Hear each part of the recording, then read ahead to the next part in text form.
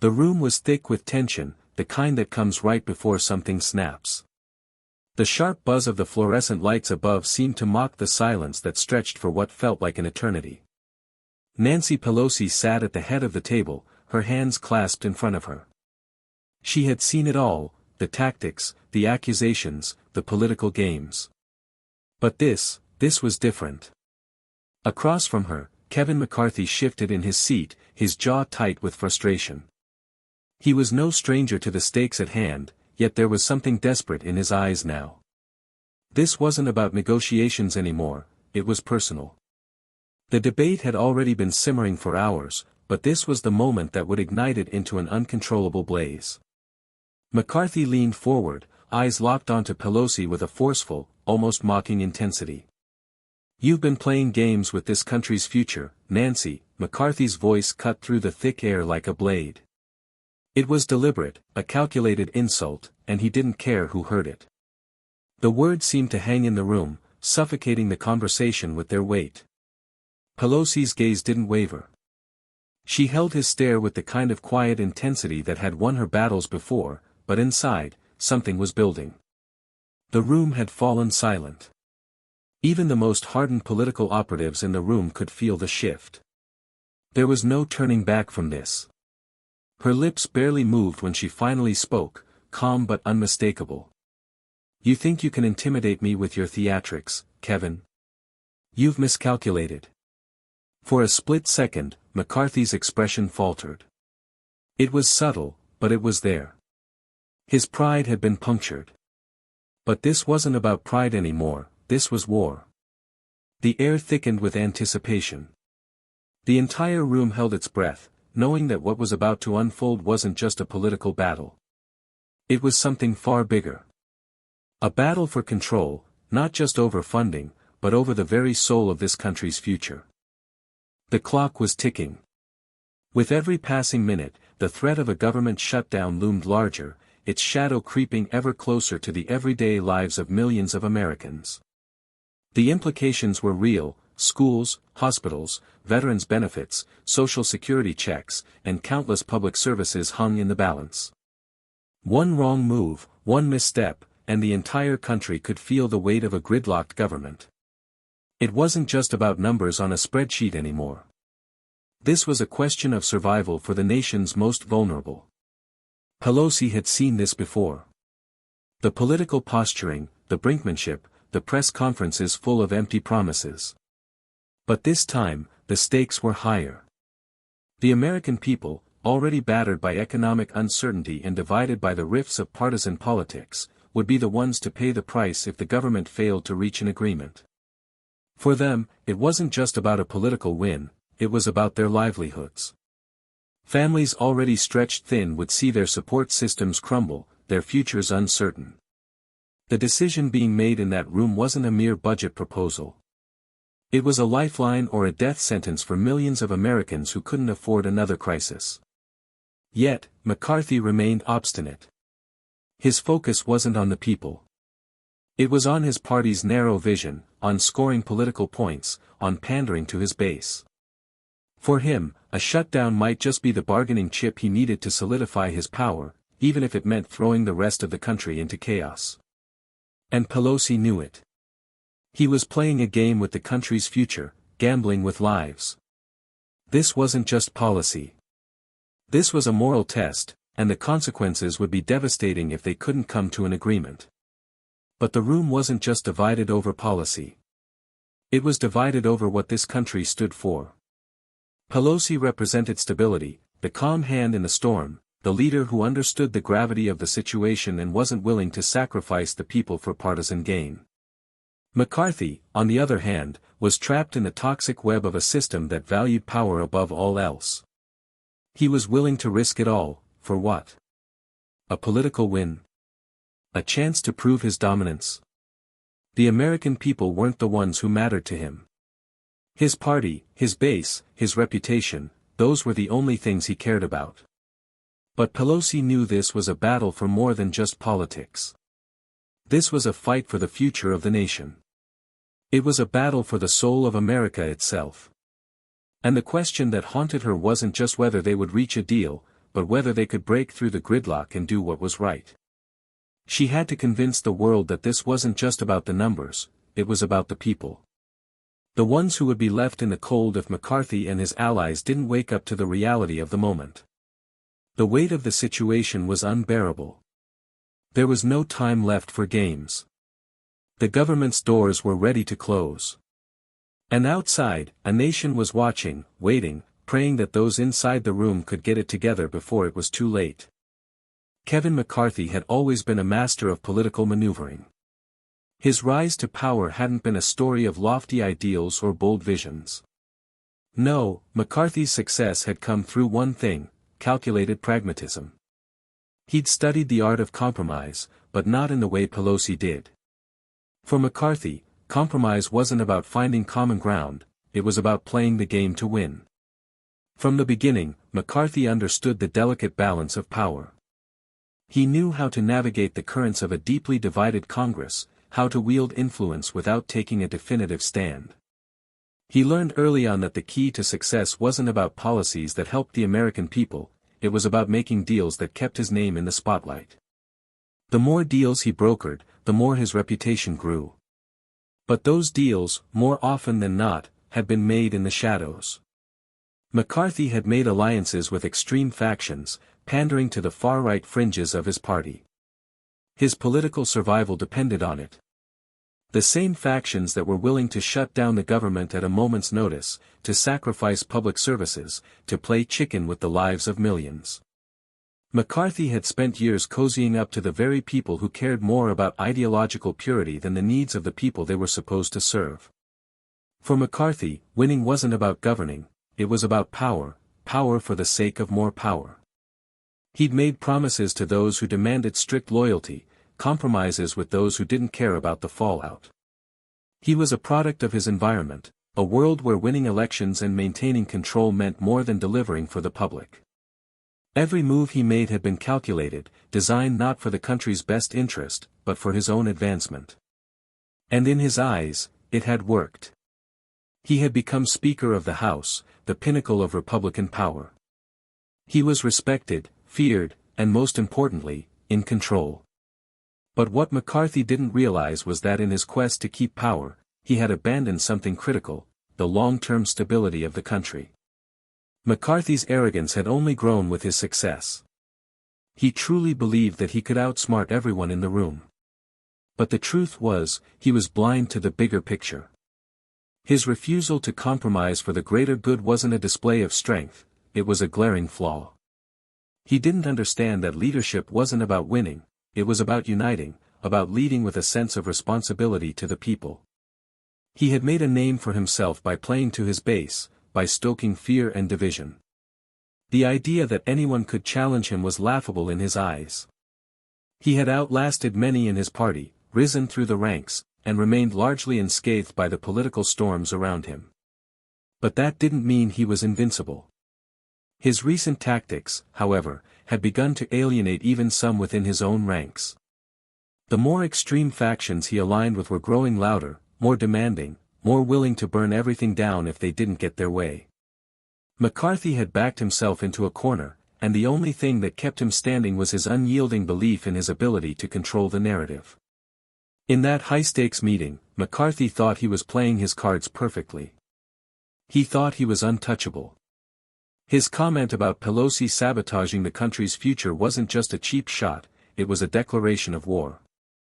To him, this was just another game, another step in the power struggle. He hadn't yet realized that the stakes had changed.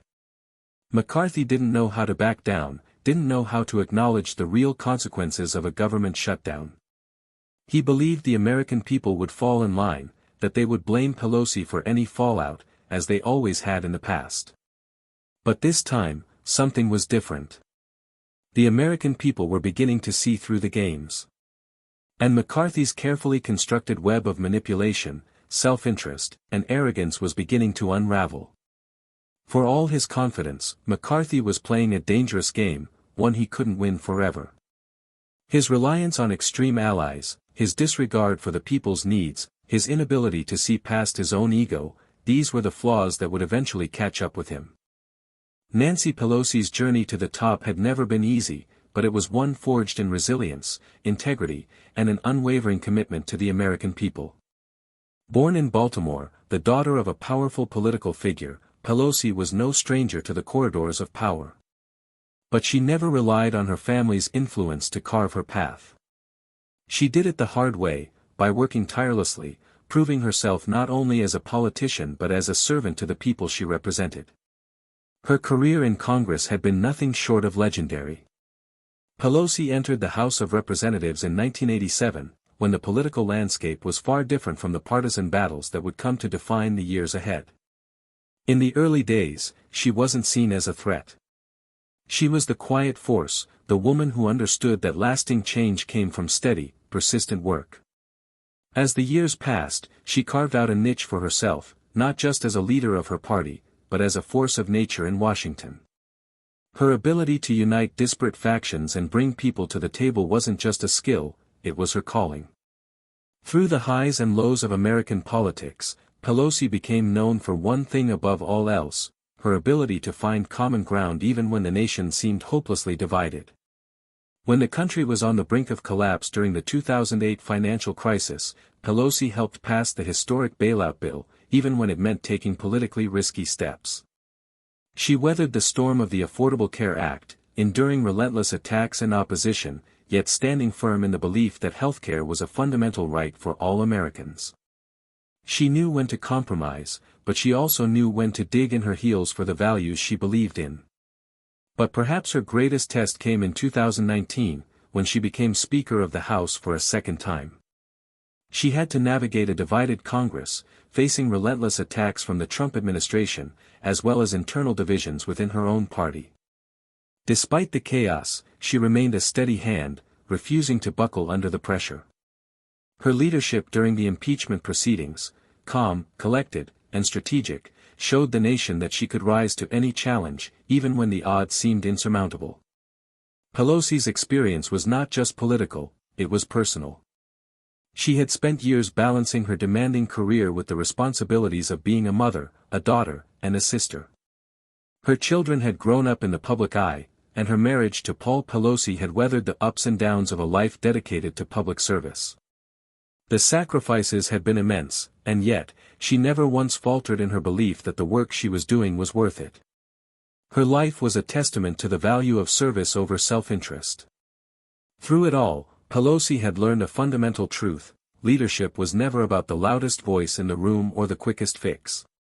It was about the long road, the one that required patience, empathy, and a clear sense of purpose.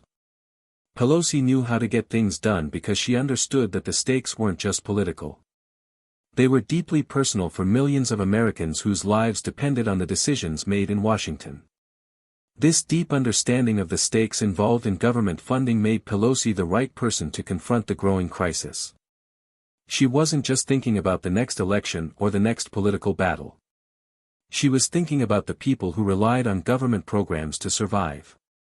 She knew what was on the line for families struggling to make ends meet, for veterans who needed care, for teachers, first responders, and every worker whose livelihood depended on the functioning of the government.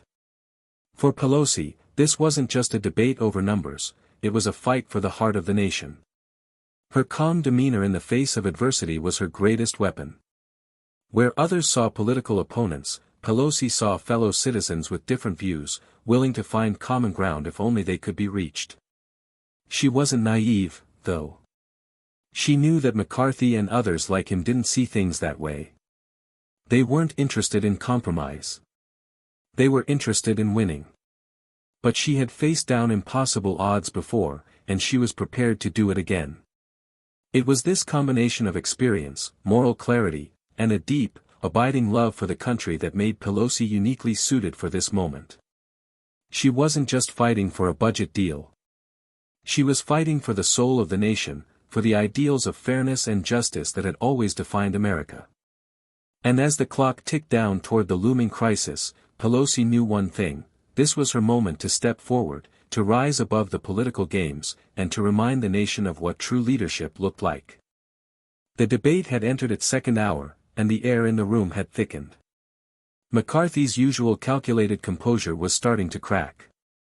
He leaned forward on the table, eyes narrowing as he spoke, each word laced with growing frustration. The calm tone he had started with had been replaced by a sharper, more accusatory edge. "You're not fooling anyone, Nancy," McCarthy said, his voice rising, cutting through the cold air of the room. "You think the American people don't see through your act?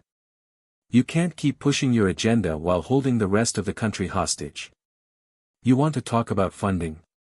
Let's talk about the real cost, the damage you've done with your endless spending.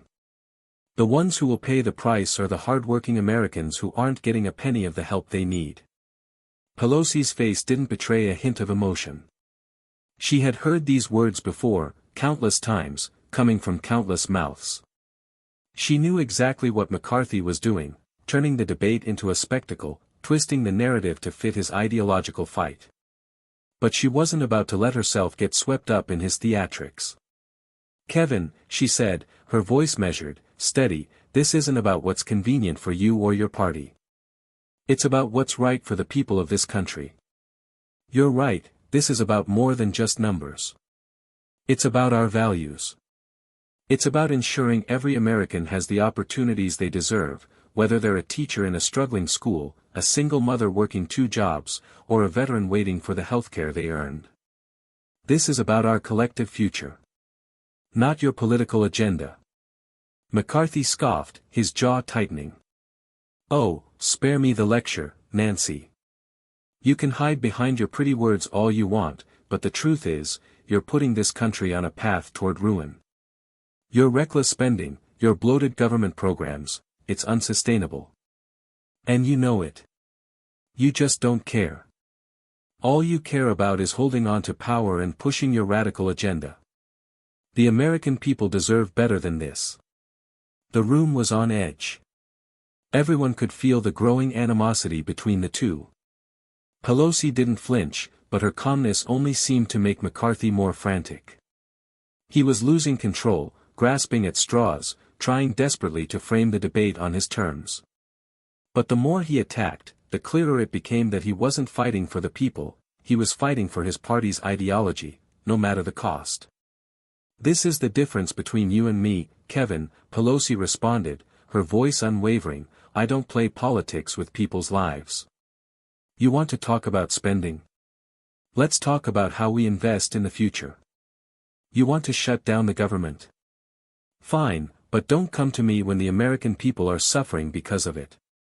It's easy to throw around accusations when you don't have to worry about the consequences. I'm here to make sure we're building a government that works for everyone, not just the privileged few." McCarthy's eyes flashed with anger, his hands clenched into fists on the table. "You think you're better than everyone else, don't you? You think your way is the only way. Well, you're wrong. The American people are tired of being told what's best for them by people like you. You've pushed them to the edge, Nancy.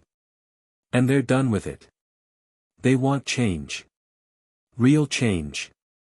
Pelosi paused, her gaze never leaving McCarthy. The room had fallen into a tense silence. She could feel the pressure mounting, but she wouldn't back down. She'd been through battles far worse than this. She knew the stakes. "Real change," Pelosi repeated softly, as if to herself. "Real change means coming together. It means compromising when it matters most. It means ensuring that every person has a fair shot, regardless of their income, their race, or their background. That's the change the American people need. Not division. Not rhetoric. Results." McCarthy slammed his fist against the table, his patience finally snapped. "Results? You call what you're doing results? It's nothing but a disaster. You're destroying this country. And for what? To push your socialist agenda on everyone else? I won't stand for it, Nancy. I won't let you win." His voice was trembling with rage now, and for the first time, McCarthy's facade of confidence began to crumble. The man who had spent years playing the political game with quiet arrogance now looked desperate. Pelosi could see it, the cracks in his armor, the realization that he couldn't control the narrative anymore. He was losing, and everyone in the room could feel it. But Pelosi remained steady, never once raising her voice or giving in to the drama. This wasn't about the noise. This was about something far greater than politics. She was playing for the future of the country, a future where compassion, reason, and understanding had the final say. And no matter how loud McCarthy got, she wouldn't let him pull her into the chaos.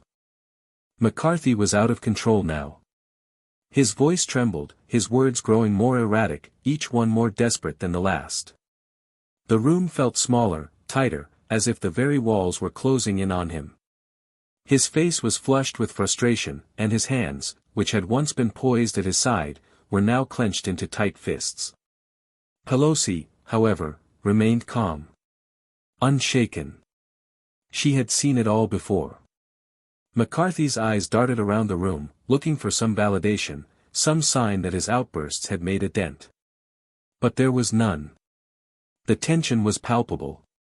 And as he sputtered, trying to regroup, Pelosi stood up slowly, her chair scraping quietly against the floor. The silence in the room intensified, as every person, every lawmaker, every aide, waited for what was coming next. They all knew it was coming. They just didn't know how powerful it would be. She began softly, but the words were like stones being dropped into the quiet. Kevin, I know you're frustrated. But let me remind you of something fundamental. Her voice never wavered, each syllable measured, deliberate. This isn't about your base. This isn't about your party. This is about the American people. She looked him square in the eye, and McCarthy, for a moment, faltered. He wasn't prepared for this. He wasn't prepared for her. Pelosi's gaze was sharp, unwavering. She wasn't angry. She wasn't emotional. She was simply speaking the truth. The American people don't need another show, another performance. They need action, Pelosi continued. They need leadership that prioritizes their needs, not their political points. And they certainly don't need a shutdown that will hurt the very people you claim to represent. McCarthy opened his mouth to interrupt, but Pelosi raised a hand, cutting him off with the precision of a surgeon. No, Kevin, let me finish. You've been throwing out accusations and fears about spending. Let's talk about what that really means. She took a deep breath, as if to steady herself, but it wasn't for her. It was for the truth that was about to come crashing down. Let's talk about the billions you've willingly handed over to corporations who pay zero in taxes. The companies that are robbing the American taxpayer blind, while you point the finger at those who can barely afford to keep their homes, let alone provide for their families. You've spent years defending the very system that keeps people in poverty, that keeps wages stagnant, and you dare talk about spending? The word stung, and Pelosi could see it in McCarthy's face. The blood drained from his cheeks as the room began to stir. There was an uncomfortable shift in the air, the kind that only happens when a bully realizes they've finally met someone who isn't afraid to stand up to them. She didn't pause for effect, she didn't need to. The truth was too powerful to be silenced by his bluster. Let's talk about how much we've spent on wars that have no end in sight, wars that drain our resources and cost the lives of our soldiers, our brothers and sisters. And yet, when it comes time to invest in healthcare, in education, in infrastructure, you claim it's too much. You claim it's irresponsible. But what's truly irresponsible, Kevin, is ignoring the real needs of the American people, choosing power and ideology over people's lives. The room was silent now. Even the most hardened political operatives were leaning forward, caught in the quiet drama unfolding. McCarthy's usual defenses, the talking points, the slurs, the accusations, were falling apart under Pelosi's calm, measured assault. It was as though she was peeling away the layers of McCarthy's carefully constructed facade, revealing the hollow core beneath. And let's not forget, Kevin, Pelosi added, her voice now carrying with it the weight of decades of experience, you've been playing with fire. You've aligned yourself with extremists, with those who care more about political victories than the health of this nation. You've been willing to let the government shut down, to risk the livelihoods of millions of people, just to make a point. The American people see through this. They know what you're doing, and they're not buying it. McCarthy opened his mouth, but the words didn't come. His throat had gone dry, his eyes darting around the room, looking for something, anything, to hold on to. But Pelosi's logic, her unshakable clarity, had left him speechless. The audience around him was no longer on his side. The momentum had shifted, and he knew it.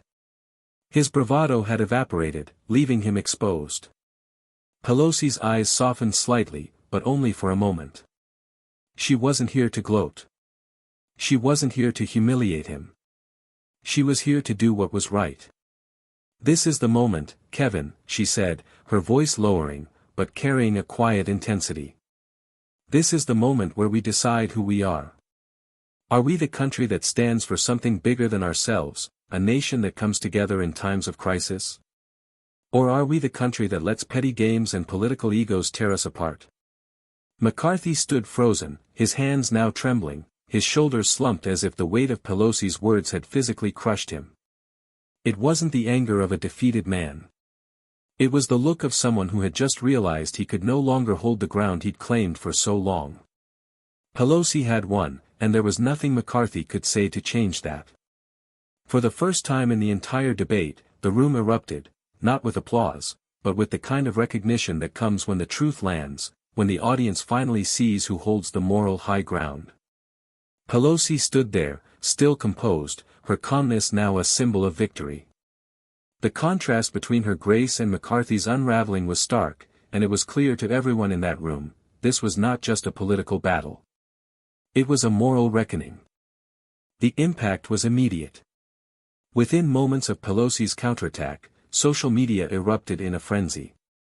Hashtags like #PelosiWins, #TruthPrevails, and #LeadershipNotEgo began trending across platforms, each one a digital roar from the American people, validating the overwhelming sense of justice they had just witnessed.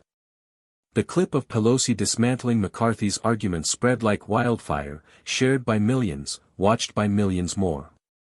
Her calm, calculated response was dissected in real time, admired for its precision, its poise, its unwavering moral clarity.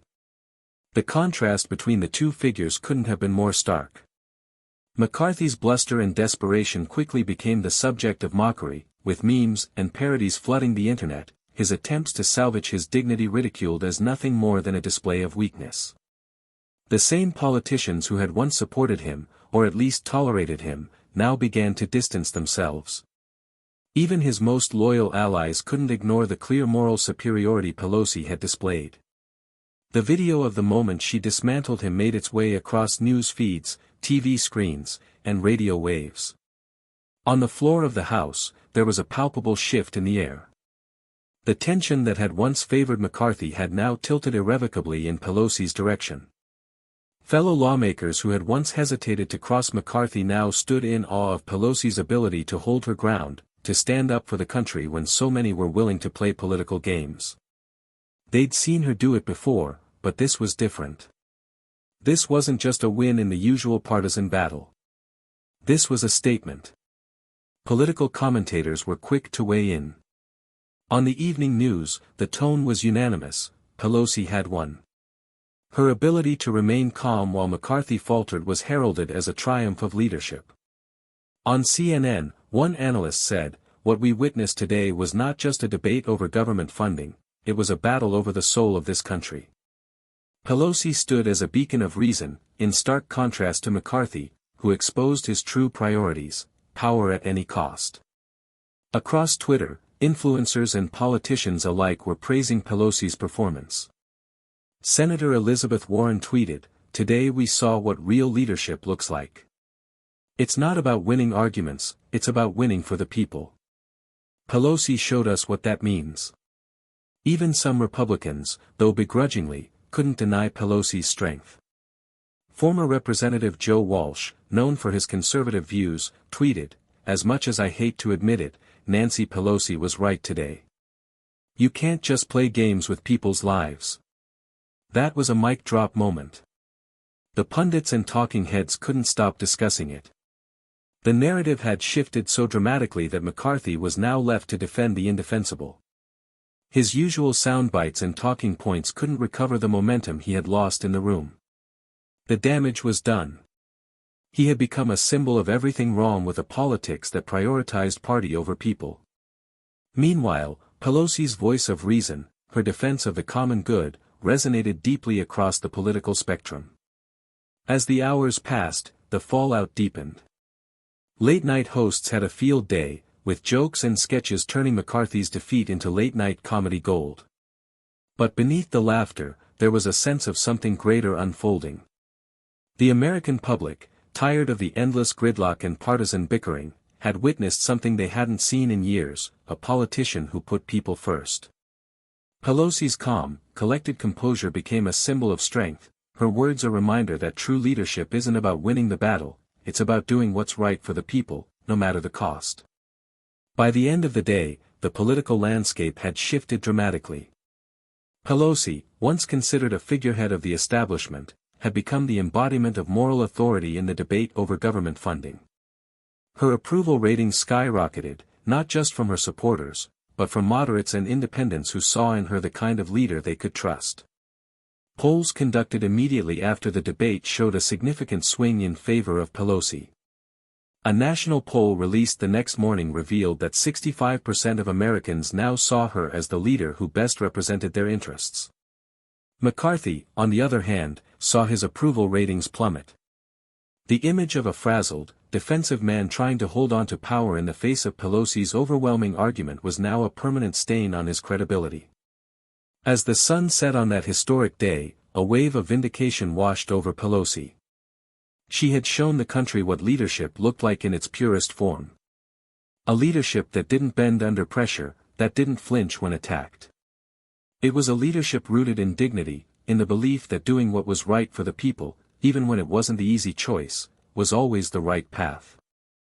As the dust from the heated exchange began to settle, Pelosi stood tall, her voice calm but filled with the weight of years of experience, wisdom, and resolve. The room had grown quiet once more, the echo of McCarthy's flustered responses fading into the background. This wasn't just about winning a debate or securing a temporary victory, this was about something far larger. Pelosi had made her point, but now, she would deliver the message that would stay with the nation long after the cameras had turned off. She began slowly, her words deliberate, as if each one carried a heavy responsibility. What we saw today wasn't just a battle over a budget. It wasn't about who can shout the loudest, or who can throw the most insults. It was a battle over the future of our country. Over what we stand for, over who we are as a people. There was a deep, resounding truth in her voice, one that reached past the walls of the room and into the hearts of millions. Yes, we will always have differences in politics. We are a diverse nation, with diverse ideas. And those differences will continue to shape the conversations we have, the laws we pass, and the policies we support. That is the essence of democracy. Her eyes scanned the room, then turned toward the cameras as if speaking directly to every American who would hear her words. But democracy is not about winning at all costs. It's about doing what is right, for the people, for the future, for the values that make this country strong. We cannot afford to let division and partisanship destroy the very principles we hold dear. We cannot afford to let fear and rhetoric dictate the way we treat each other. She paused, allowing the gravity of her words to settle, before continuing, leadership is not about winning battles. It's about responsibility. It's about dignity. It's about standing up for those who cannot stand up for themselves. It's about the men and women working long hours to provide for their families, the veterans who serve this country and deserve better, the teachers and nurses who dedicate their lives to others. Those are the people I fight for. Not the powerful, not the corporations, not the loudest voices, but the American people. Pelosi's voice began to gain strength, her words cutting through the air like a beacon. Yes, the political landscape will always shift. We will always have our disagreements. But we must remember that our ultimate goal is not to score points against each other, but to serve the greater good. To serve the people who put their trust in us. The room had grown even more still. It wasn't just Pelosi's words that held the space, it was the sheer weight of the responsibility that came with them. The responsibility to the nation, to the future, to the values of justice and fairness. The American people deserve a government that works for them, a government that prioritizes their well-being, their safety, their opportunities. They do not deserve to be pawns in a game of political chess. They deserve leaders who understand that with great power comes great responsibility. Pelosi's gaze softened, but her conviction remained unwavering. What we saw today, what this moment represents, is a clear choice. It's a choice between division and unity, between rhetoric and truth, between power for its own sake and power for the people. I choose the people. I choose dignity. And I choose truth. Her words hung in the air, heavy with meaning. In that moment, Pelosi had reframed the entire debate. What had begun as a battle over government funding had now become a question of moral leadership. It was a call to action for every American to reflect on what they truly valued, what kind of nation they wanted to build, one built on selfishness and division, or one built on compassion, integrity, and a commitment to the common good. And in that stillness, in the quiet after her powerful statement, there was a sense of hope. The kind of hope that comes when truth, dignity, and compassion have the final say. When people of all political stripes can look to their leaders and believe that, despite the chaos, the future of the nation is still in good hands. The dust may have settled in that room, but the ripple effects of Pelosi's words are still being felt across the nation.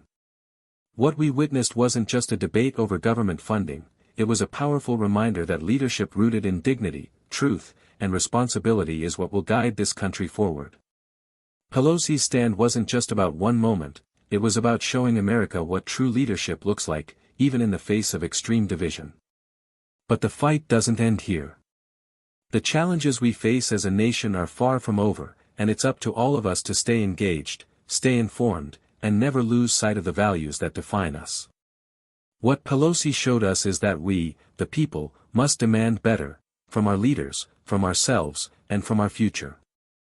If you believe in the power of truth, in the importance of dignity, and in the need for leadership that puts the people first, then now is the time to act. Share this video with those who need to hear it. Share it with those who are tired of the same old politics, and with those who believe in a better future for this country. Don't let this moment fade away. Stand with Pelosi's message, stand with the values that make America great. If you haven't already, subscribe to this channel for more political insights and in-depth analysis. Together, we can build a community that values truth over rhetoric, unity over division, and action over words. Join us in this movement. The future is ours to shape, but it starts with each and every one of us.